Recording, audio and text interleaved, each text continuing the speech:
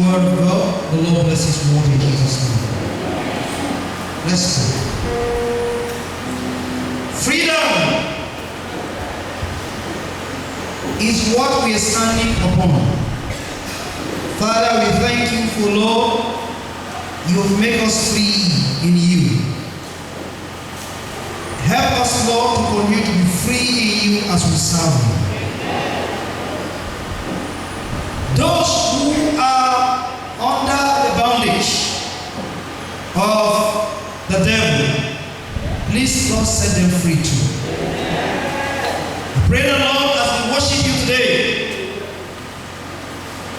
let our life bring glory to your name. Thank you, Heavenly Father, for in Jesus' most precious name I pray.